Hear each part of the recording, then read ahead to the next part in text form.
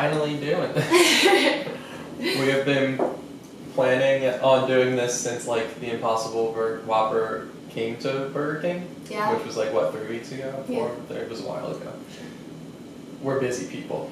For those of you who don't know, hey everyone, I'm Gabrielle. And I'm Dan. And this is us trying the Impossible Whopper. Yeah. Which we promised to do in the last podcast that we released. So, since releasing that podcast, I've had discussions with some people. Other people have made comments, and I was really, really satisfied actually with the conversation that our podcast spurred between like me and my brother and some of my other friends. Because it really made them think and do some research into stuff and things, and all that's good, fine, and dandy. Nice. One of the big things that we talked about was added sugars versus artificial sweeteners, and the big problem that is actually happening, people are trying to decide between the replacement sugars, the fake sugars, the real sugars, what's technically healthier for you. Mm-hmm. And the answer to that is any added sugar. And the problem that Americans have right now that the FDA is actually rolling out a new law that companies have to approve is when you look on the package and it says total sugars, it's the total sugars in the can. It doesn't separate out how many grams of that is naturally found in the ingredients that they use and how many of that is added. Yeah. So, when you sit down and you're looking at the difference between sugar in a bowl of strawberries versus a Snickers, an example my brother used very kindly for me, sure, the number of grams of sugars you're going to consume is probably about equal, but it's the processed and added sugar versus what's naturally provided in that product. That's true. And our bodies do break down like different sugars into like glucose, which is like the sugar that your body uses in different processes. Mm-hmm. But the process between sucrose, which is like table sugar, and fructose, which is like the sugar found in fruits, it's slightly different, and usually it's said to be healthier to eat more fructose than sucrose. Oh, sorry. Yeah. Correct. So fruit-based sugars should be a little bit better for your body than table sugar, added processed sucrose. Right. So when you're baking and you're looking into doing these sugar substitutes and stuff like that, that's where, and again, to reinforce what we were talking about before about, what's a good small step that you can make. I'm so sorry. To help your diet is just sticking with real. The less processed something is, the better. So we were also talking about health as a whole, and we brought up the... You okay? No. What is going on? I aspirated on a fry. Oh, well, I don't know. I don't know what to say to that. I'm okay. You're okay. We were talking about health and... about health and breathing in French fries. And healthy alternatives to foods that we already eat, and I talked about how maybe the Impossible Burger could be helpful in the long run, but the bottom line to absolutely all of it is it's all fake. This shit that is processed. Yeah, definitely. And so either way, it's not going to be great for you. But, what it might encourage is if somebody really likes the Impossible Burger and these alternatives that are coming out, maybe people will be more likely to do it on their own. Or it's also a stepping stone. Mm-hmm. If you are someone that thinks that you need meat with every single meal, and then you start to realize that like there's these other proteins that are available, then you might look into, like when I first started, I tried to cut back to like meat only once a day. So I wouldn't eat meat with breakfast, and I would try and not eat it with like lunch, and if I did eat it with lunch, then I wouldn't have it for dinner. So I started looking into other proteins, and eventually that turned into no well, I say no red meat, but I really mean no mammals, because then my uncle yesterday goes, but pork's not red meat, it's the other white meat. I'm like, well, no mammals. That's mammals. That's, and then from the perspective of somebody who is not giving up meat anytime soon, nor does she want to, I did try to do like a low carb, high protein kind of focus for a while, and there truly is only so much chicken and steak and beef and pork that you can eat before you're sick of all your options. So I also was looking into other ways that you can get proteins naturally in your diet, or get these different items that will increase the amount. And a lot of times too, you don't realize that when you're eating meat products, we tend to put a lot of salt in them. So especially. Well, yeah, especially fast food. But I'm even saying if you look at the amount of salt in a steak or even chicken that you make, we tend to put more salt than you need. So if you're looking to that as your main source of protein, then you're probably overdoing your sodium levels. Yeah, and it goes the same for sugar with all of our other snacks and alternatives, our alternate proteins, our alternate bars, etc.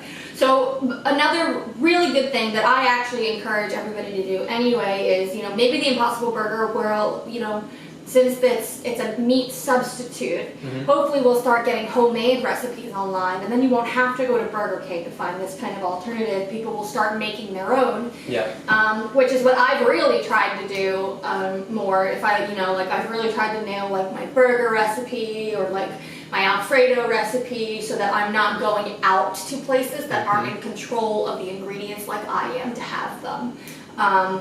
So, this could spark a lot of conversation. It could also crash and burn, like I predict the taco from Burger King will. And the nacho fries at Taco Bell did. They shouldn't have brought them back. I am a French fry queen, and they were gross. But the Dorito taco was amazing and still a fantastic idea. Still good. So, let's get to it. I wanted to just quickly go through the difference nutrition-wise.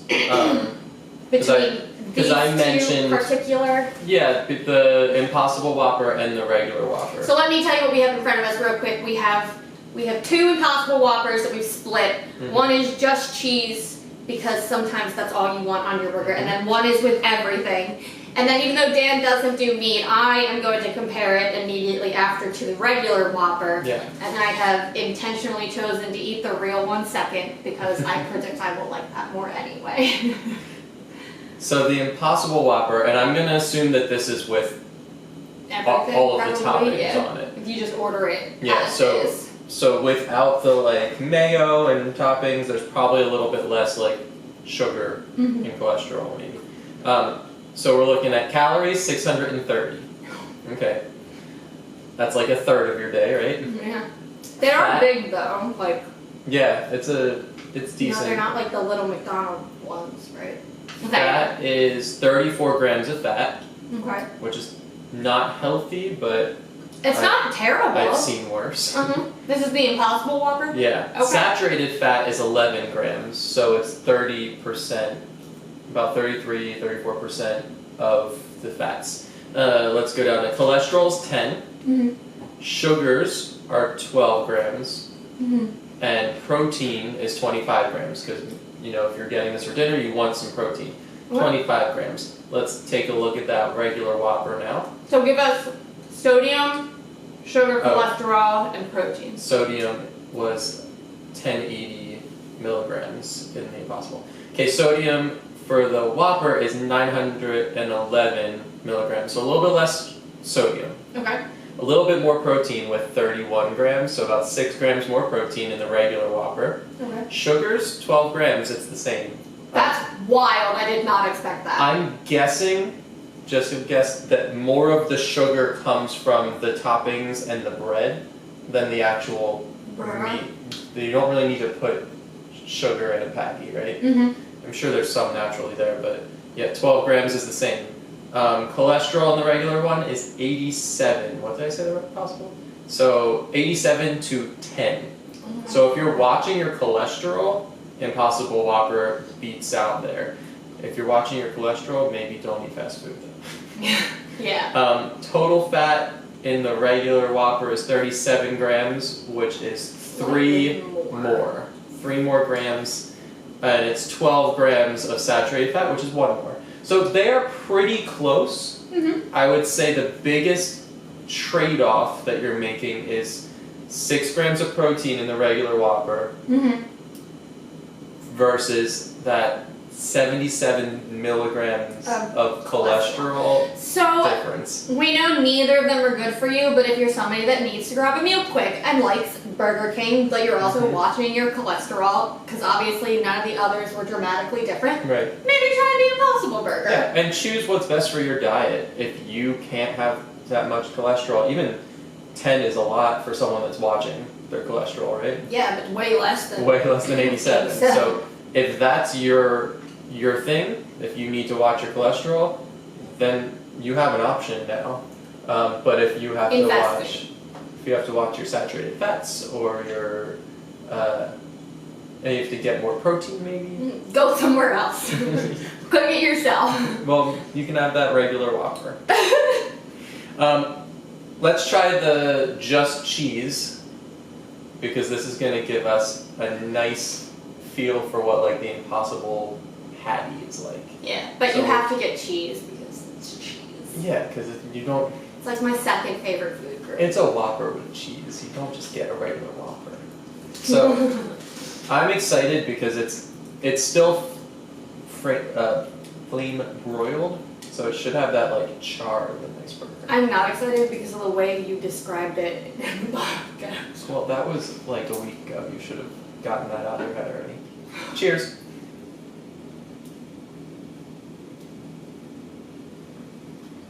Okay.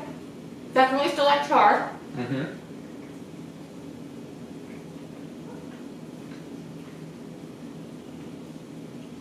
It tastes like... Yeah, it tastes like when I used to go to Burger King and just get like those little cheeseburgers. Like it has that flavor of like just a little mini cheeseburger. I get like there's just a weird aftertaste that I'm getting. There is a taste in there, like, yeah. It's almost like cardboardy. I don't know. I gotta do it with stuff because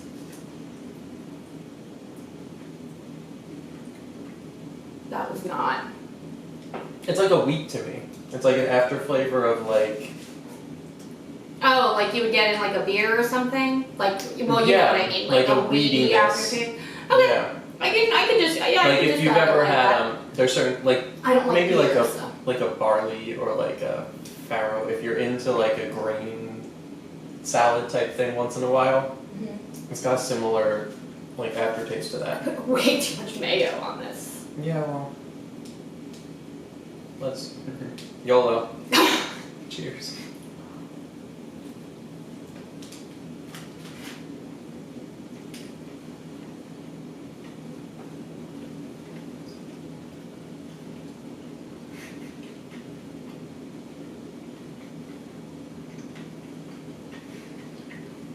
Definitely more tolerable with stuff on it. I like how you say tolerable. I'm like, this is good. I don't think it's great. I don't taste that flavor anymore with. I mean, it's definitely better with the stuff. I don't get as much of that aftertaste that I was getting with it. But I don't get that satisfaction of like that burger taste though. I also, how long has it been since you've had a real burger?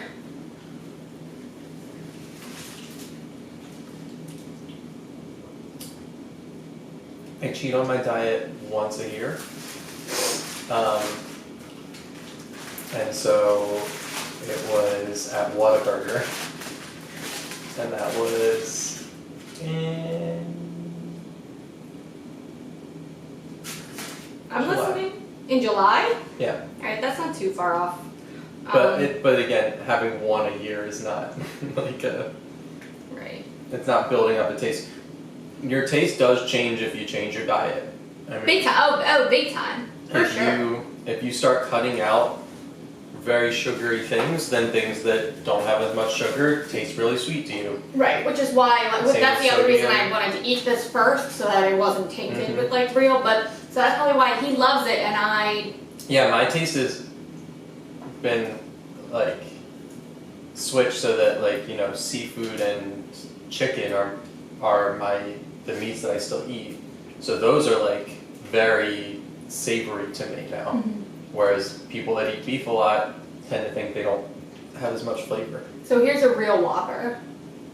Go for it. I haven't had a regular Whopper forever. That's the other thing. I normally don't eat Burger King.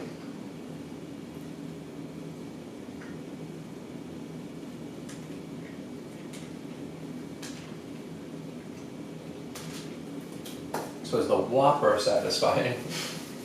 Because if the answer is no, then this is just a Burger King problem. I think it is still just a Burger King problem. But no, I like this better.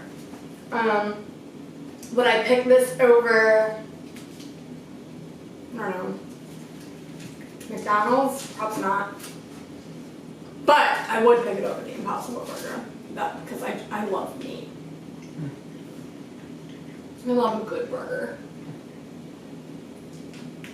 If you were told you needed to watch your cholesterol, would this be an acceptable substitute, or would you just avoid it altogether? Yeah.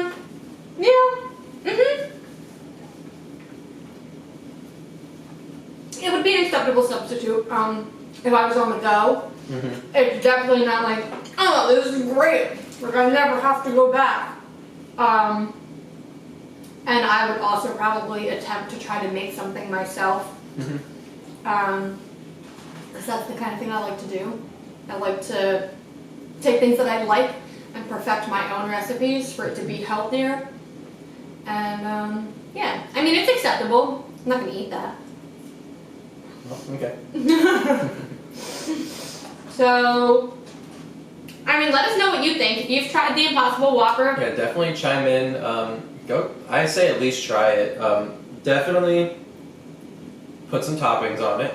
mm-hmm. I like it without the toppings, and that's just my taste. I think this is really good. I've had other veggie burgers though, and I'd say as veggie burgers go, like this is definitely out. It blows the rest out of the league. Really? Yeah, like this. First off, it depends what you're looking for in a veggie burger, but Mm-hmm. a lot of them are like a black bean patty, which has nothing to do with a burger except for the shape. That's So- very true. I do like the flavors that They tend to taste put in good, there, though. Yeah, but they don't taste like That's more of like a.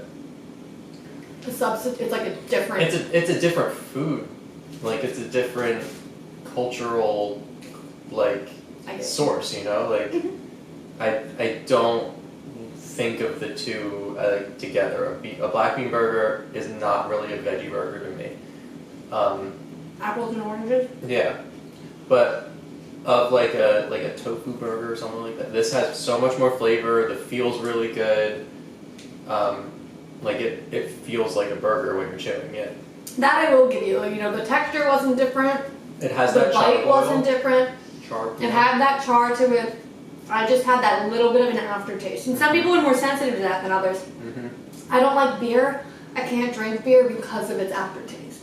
Like I've tried plenty where it's like the first sip I'm like ooh, but then after like a hot second I'm like ugh. Mm-hmm. Yeah. So I mean I don't recommend getting one of these very often anyway. I'm just like I wish I could. I wish we had a camera person and I could like zoom in on the monstrosity that I'm looking at of like The actual oozing. Whopper. Well, you're squeezing it and it has ketchup and mayo on it. Do you That's not gonna squeeze ooze. your burger when you eat it? Tell me you relax your hands on top of your burger to take a bite. That's what you're supposed to do I to a mean, burger. I don't And the squeeze. sweet juices Yeah. of that nice patty are supposed to seep out as you take your bite. That's fine. Us being two completely different people is why we have good conversations. Yeah. And If why we we're both just such- patted each other on the back the whole time, where would we go? Nowhere. Or everywhere? I think down one path. of people that agree with us, and we can get in our little bubble and be like, yay, all of our friends agree with me. That's true. That's true.